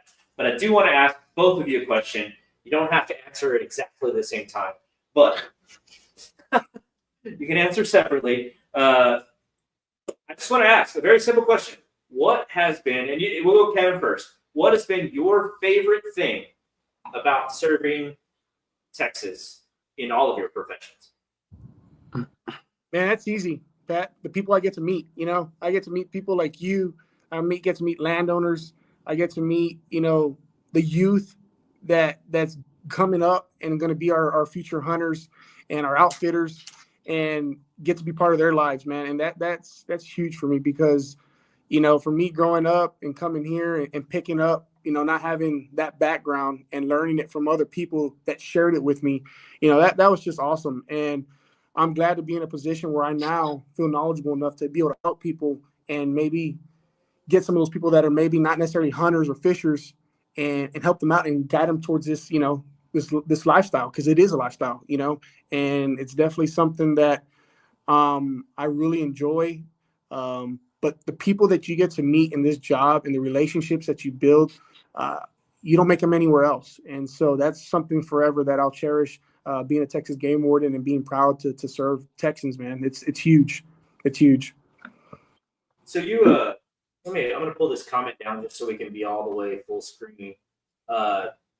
You deal a lot with Texas Congress, right? You actually go into committee meetings and that kind of stuff at the congressional level. Yeah, so I'll actually be there tomorrow at 7 a.m. for a bill. So at the Capitol. So I would love if you could get in a congressman's ear about stopping San Antonio from stealing all of our water. They are stealing all of our water. San Antonio is spending $4 or $5 billion to build a new sports complex in downtown San Antonio. Yeah. They estimate to build a desal plant down on the coast and pipeline it back to Texas and get San Antonio around 200 million gallons a day out of desal would be about $1 billion. Wow. But they're stealing 220 million gallons a day out of the Carrizo-Wilcox aquifer, which is right under us. That doesn't make any sense. So if you can get a congressman's ear for us poor little rural folks down here in South Texas, that would be awesome. At least send them my way. I'll talk their ear off. Yeah, and that's what I was going to tell you. Everybody has a voice, especially, when it comes to speaking to reps and senators. And I always encourage you, if there's something that you want to see changed or you want to see something, made better, they love to hear what you guys have to say. And I think if they get enough people saying the same things, they're going to feel obligated to do something. And so I definitely encourage you and the folks around Poteet and wherever that area is to call your reps, call your senators, and voice your concerns, and definitely speak to them. For me, as a wildlife law administrator, I take a lot of feedback from my game wardens, right? They're out in the field, and they're the ones that are eyes and ears for me, and they tell me what's going on out there, what we need to try to make better. And we get it from landowners and constituents too. And so, they come to me and tell me, and I try to do my best and my darnest to try to make things better for everybody around. And so with that being said, I encourage you to reach out, man. That's definitely a good step in the right direction. Yeah. Well, so we skipped over Brett on that question. Brett, what has been your favorite part about, and we can even go all the way back to serving your country, but I really care about serving Texas and protecting our resources. What's been your favorite part about that being your job? Yeah, I think it's two. I've got two things. One, the landscape we get to see is, I think, different than what the normal, I guess, average citizen will get to see, because we get to go behind certain doors sometimes and see certain canyons or riverways or stream beds that just other people won't get to see. That's really cool. I really enjoy that. And then the other thing is, like, man, you meet the heart of Texas, and that is the people, the Texans here. You see it in the kids and in the parents, like they're passing down those generational teachings when they're outdoors, when they're hunting, when they're fishing, when they're just out camping. You see those stories getting passed down, and it's cool to walk into a camp and hear those old stories from those guys that have been in those camps for 50 plus years and teaching it to their grandkids that are there now, man. Like you won't get to see that anywhere else, any other profession. So that's a really cool thing to get to see that in the landscape. You can't beat the landscape. Oh yeah. Texas is a beautiful state, and you see different, flora and fauna all the way from one side to the other. It's completely different. And the trains are Hey, Pat, real quick. far down the road. I'd just like to double up on that. I thought we were talking about my current situation. My landscape ain't real cool, man. I'm in an office, but if I have to go back on what Brett said, yeah, the landscape's another deal too. But Okay. I get to look at I get to be in a cubicle all day, man. So that's not no more. That's not Yeah. cool anymore.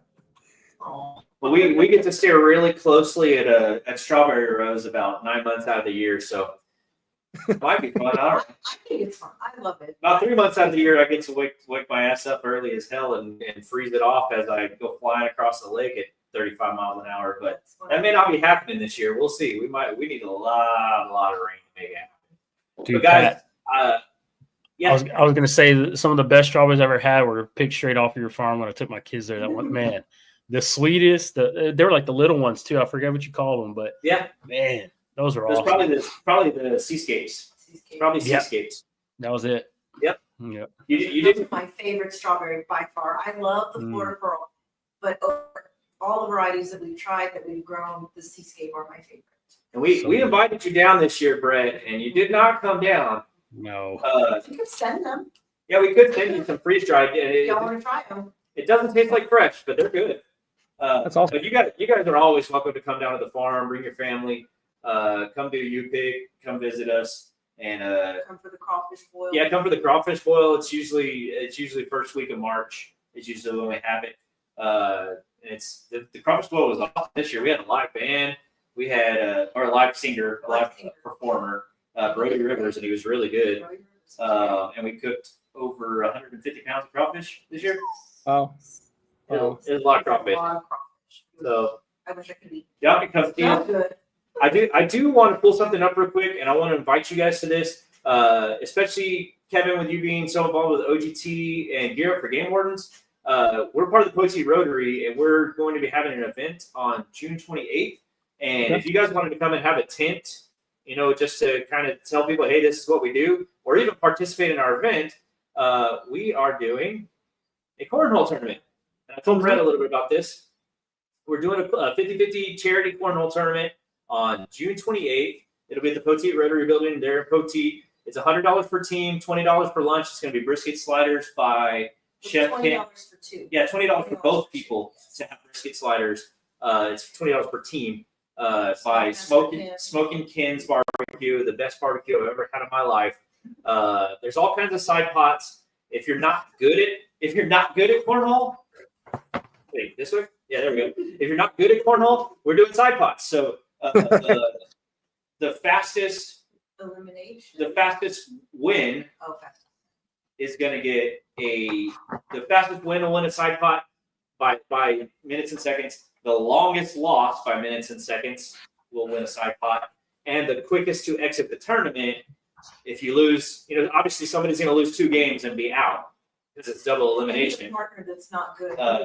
They'll be entered into a pot to play rock paper scissors for who wins the side pot for that. So if you're not good at cornhole, that's cool. You can still come and hang out and spread the word about OGT and Gear Up. We welcome you guys to come and see us. If you have any questions, obviously get a hold of us. And PM us your address so we can get it sent to y'all. Oh, hey guys, we got a question. What's the Let's question? see if it's dumb or not. Question for the game wardens. What is a game resource you think more people should target, either hunting or fishing, that most people don't? That's a good question. That's a great question. Good question. Who asked the question? David Ellerine. That's a good question. I mean, Well, wait, go ahead. I was going to say, I think it's a well-known thing, but we have an overabundance of those hogs everywhere, and they always tear up fields and farms. So kind of like if they got into a strawberry farm, they would demolish that thing. So I think if people had the opportunity, whenever you see a hog or whenever you're out and about, if it's allowed and you're in the right spot legally to do so, I would encourage you to hunt that thing. And even the small ones, you get one of the small ones, man, they taste good. Put it on the grill and cook it up. I was about that the other day. They are so good. My answer for that, and I'm not even a game warden, but I'll answer that question. You can answer your own question. I didn't answer Oh, that. yes, you have. Triple tail. Triple tail is something that not enough people target, and man, those things are delicious and they're a fun fight. Javelina so that they don't scare me. Yeah. No, and one I'll add on there that's kind of been a real big contender is the Aldad species, man. They're blowing up. Oh, yeah. You're seeing them come out in the hill country, and these things are pushing out native species, the white-tailed deer, and posting up at these feeders and protein feeders. And, everybody's always targeting these trophy rams, right? But in order to stabilize their populations, I think you need to be like an 80% harvest. And with nobody harvesting ewes, the reproduction's outpacing harvest amounts. So those numbers it's blowing up. So definitely something that you might want to, if you see them, harvest them. They're an exotic. You can hunt them year round with a valid hunting license. So We've had them down here. Yeah. It was about 6-7 years ago. And that was something I meant to talk to you guys about, but we're not going to have time to talk about. But I can literally tell you, Zach, you know Zach, Brett, one of our guides, he's guiding turkey hunts for me this year. And he, on a turkey hunt, he was guiding for his daughter. His daughter missed a gobbler twice in about a 10-minute. They got about 20 yards out. She missed twice. And they were like, he's like, okay, we're just going to wait around. We're going to wait around a little longer, and they'll come back around. And they waited about 30 minutes, and up out of the river came a beautiful 18-inch trophy black buck out of the Atascosa River. But remember, a while back, they were Audad. And we've had Audad all over our property. And some guy sent us pictures of an Audad just walking into his garage. So Wow. we don't know where they came from. Yeah. We have Sika that are walking around the property now, and we've seen Axis now, all the way down here in Poteet. So go figure. awesome. But guys, I want to thank you very much for your time. Thank you for answering that one question. I'm sorry there wasn't more. But we are going to go to a commercial break. Y'all are welcome to head out. I thank you very, very much for your service, for your time, for everything that you do. And I hope that we can see you sometime. Come down to the farm. Come bring your family. Come see us. Definitely. Thank you, guys. Talk to you, Pat. Appreciate it. No, not hook 'em. No. Hey guys, Pat with SoTex here to talk to you about the Backyard Kitchen. Located at 973 Avenue H in Poteet, Texas, the Backyard Kitchen has all kinds of crazy stuff going on. Make sure to book them for your next event or go see them. This week, Tuesday through Thursday, they have their family meal deal for just $24.99. You can get 4 cheeseburgers, 4 drinks, and 1 large family loaded fry. That's a steal of a deal. Go see them at the Backyard Kitchen.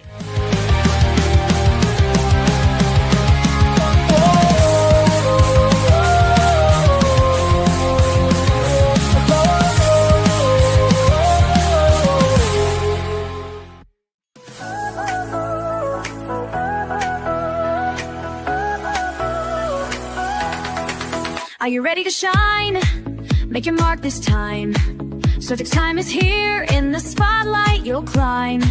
Join the wave of success. Let your brand be heard. In this vibrant show, spread the word, spread the word. Tune in, don't miss, now's your chance. Together we'll rise, let's take a stand. The tan lake shining, soaking in the sun, toes in the water, our day's just begun. Giggles echo softly, blast touches her lips. We're lost in this moment, it's a sweet little trip. Just me and... Welcome back, y'all. We have something kind of serious we want to talk to, or we want to say. Yeah. Go ahead. On behalf of all of us at SoTex, we just want to extend our condolences to the Ritchie family. Linda Ritchie passed away this week, and she was a prominent figure in Poteet, a big part of the Poteet Strawberry Festival, and her death is obviously going to be felt to this community, but we want to just let her family know that they've been in our prayers and that we're thinking of them and we love them. Very much so. I've known Miss Ritchie since I was born. She was one of my mom's friends for my whole life. So kind of hard to talk about. But with that being said, I'm gonna go ahead and pull up. We need to get some prizes away before we close it out. I'm over here tearing up. I want to know if we're going to get this beautiful tomato. Are we really going to give away the tomato? Well, we can. I mean, we don't have to. Who wants a tomato? Does anybody actually want a tomato? Because if not, I don't mind it. So I have on my list of names that we have 5, 6 prizes. We have One, 2, 3, 4, 5. 6 if we include the tomato. I have on my list of names David Pellerine, Chris Wheeler, Brian Bishop, Desi Hernandez, and Cody Daly. Guys, if y'all are still walking, or if y'all are still watching and you were not one of the names that I named off, please comment. If you comment, Just say hi. Just say hi. I'm going to add you to the list, and we'll spin the wheel. We have 6 prizes to give away, and we're not going to take the names off, so you can win more than once. But I don't want to get more than once to one individual person. So please let us know you're here. Oh man. What? What did you miss? We already lost the game wardens, but Brian Bishop says, "What's the story of paddlefish? Why does Oklahoma and Missouri have a season on them and we don't?" Maybe I think they it's can just come in and numbers. ask them. Maybe they can answer. for us Yeah, they could probably come and answer in the in the comments later, but I would guess that it is numbers. Brian, I think you're already in our list. Okay. Desi Hernandez says, "We loved getting to pick our own strawberries." Thanks. Desi, we love having you. We really do love having people. I think that not only because we get to meet families and we get to meet people, but it's a memory that you've made. And we love knowing that we've been a part of your memory making with your family. Absolutely. Oh, Esme commented way early in the show and said, "Hi, guys," but we're going to go ahead and go around the list. Hello, Esme. How are you? I got 2 or 3 more weeks, and I will be back in the kitchen. I will make your jam. A lot It's ready. of people ask us about the jams and about the popsicles and all that stuff. She will be back on that game, right? With Shortly. with- Pickles. That's the other one that I've been getting a lot of messages about. Pickles. I will be making pickles soon too. All right, so we have Esme. Nick commented earlier. Nick Espo. Yeah, I'm thinking now. Nick Espo.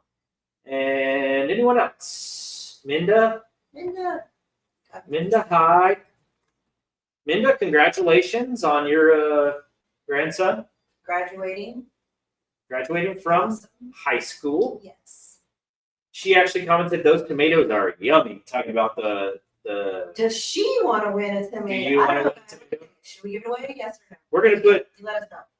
Joe Garza III, my gig'em friend, who is in Hawaii right now. You don't deserve to win anything. You're having a great time. That was rude. Don't say that. Cody Daly, we got everybody on there. Anybody new? Oh, there we go. What is this? Doc and Audra. I cannot pronounce that name. It's Xenakis. Xenakis? I don't get probably, but I don't want to butcher it. All right, I'm just gonna put Doc and Audra on our list. And guys, we gotta spin this wheel.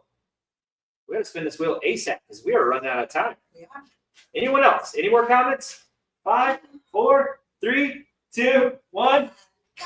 Tell everybody about that story real quick. About what story? 5, 4. Oh my God.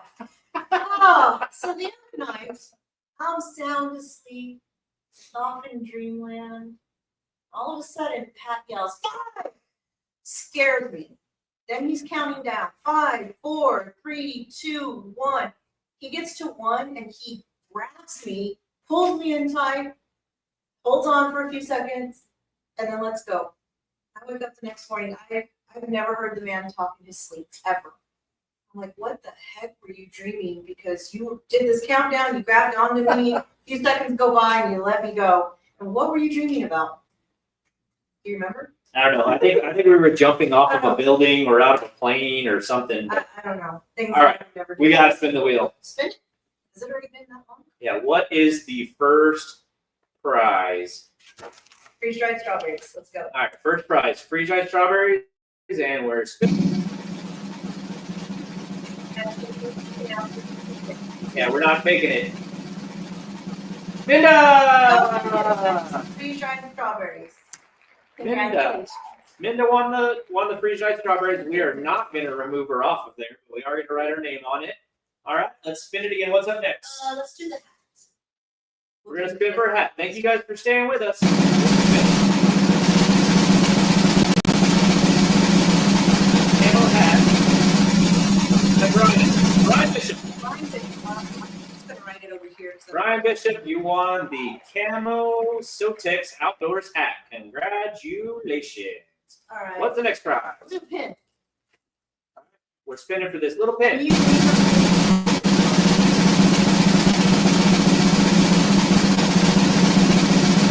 Chris Wheeler. Come hang out with us. Chris Wheeler. Just plant strawberries this year. His wife. Yeah, him and Floyd. Yeah. Him and Floyd help us, and I bet she would like this pin. Yes. All right. What's up Let's next? do the other. We got the other camo, a little different. It's like a woodland pattern, and we are going to spin it again with all your names still on there. We're going to have to take drum roll for it. Sorry. Lone Star Heroes Champion. Cody, if you want me to mail it to you, I'm probably going to ask you to help me pay for the postage. All right. One more bag of strawberries. One more bag of strawberries. Last bag of freeze-dried strawberries.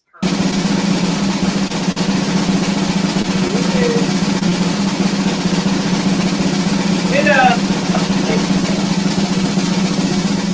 got 2 little snacks. All right. We doing tomato or not? we're going to do the tomato. We did the tomato. All right. We One donate it back to the growers. tomato. Here we go.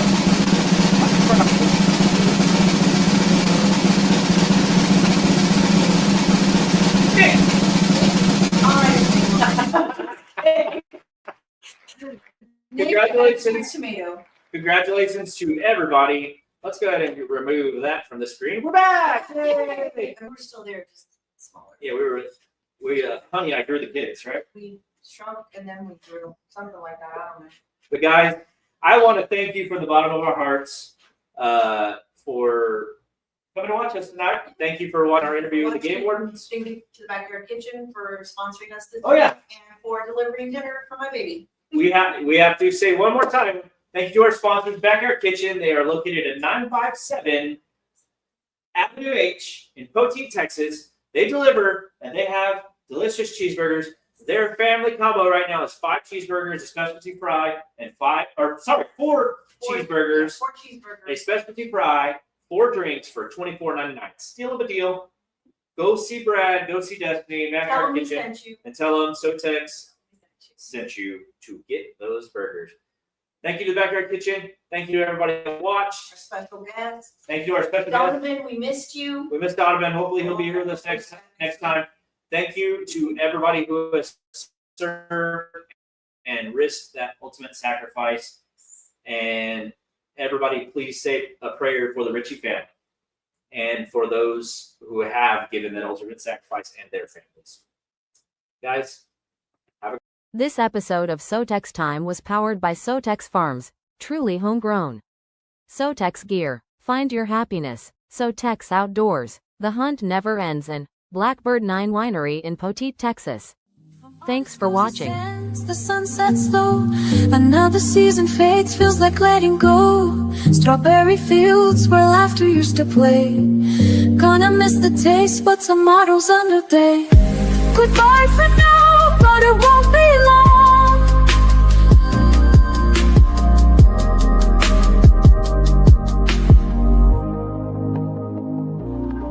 So here's to the fruit, the juice in our veins.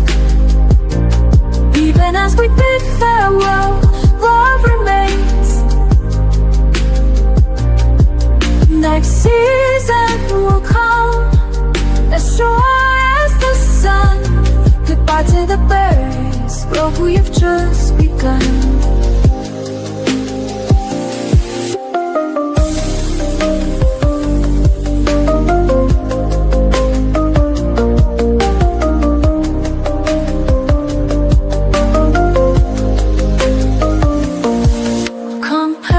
Gather round, feeling that hope. Auction day shine bright, we learn how to cope. Trophies and ribbons, a crown on each head. But it's bittersweet, as the last ones are fed. The sweet sap lingers, memories stay strong. So here's to the fruit, the juice in our veins. Even as we did farewell, love remains. Next season will come, as sure as the sun. Goodbye to the berries, but we've just begun. A task goes that calls me back, it won't be long. Next year we'll be ready to sing our song.